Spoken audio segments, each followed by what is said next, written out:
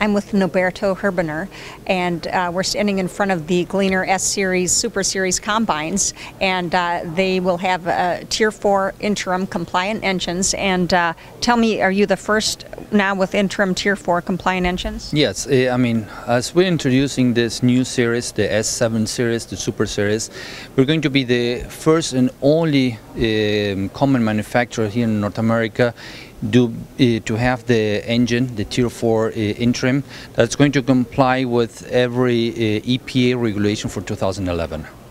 And what's the main difference with this engine versus your previous series combines? Okay, any of the Tier 3 engines in the market, pretty much how they process the gases or the exhaust was using a system like the gas recirculation.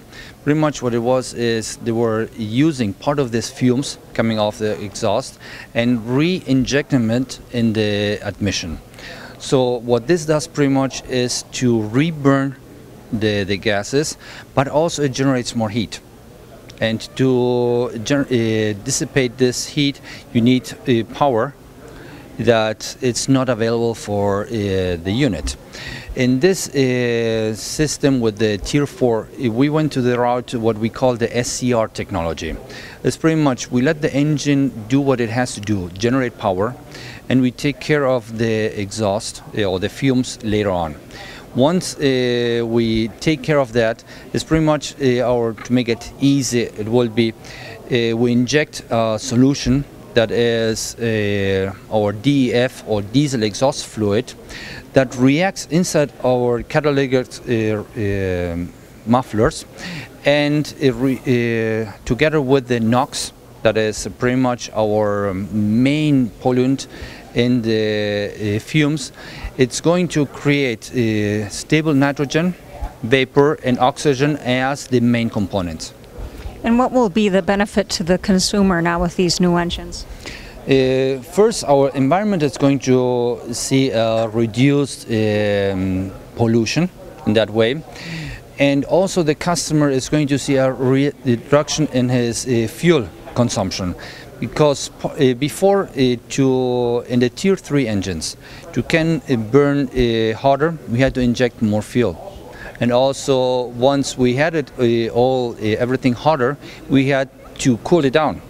So pretty much we were wasting or not using all the power we had available for the command, because we had to use part to cooling, part to generate higher heat.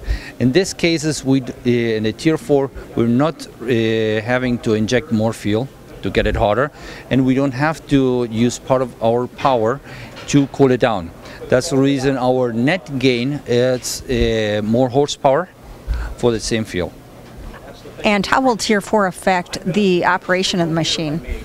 I mean, the only what it's going to affect is that instead of having to fill only diesel, the normal diesel fuel, now he has to fill also what we call the DEF, yeah, the diesel exhaust fluid. This is, for example, a tank that is very accessible. I mean, it's on the ground level. This is a 24-gallon DEF tank, and it's pretty much looking on the ratio between a diesel tank and this tank. We're going to fill this tank every 3 times we fill our diesel tank.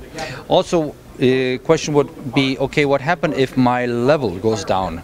I mean, once your level goes down, and you didn't refill it quick enough, it's going to derate your engine, so you can move the combine out from the field or take it to the shed and to refill with the DEF diesel fuel.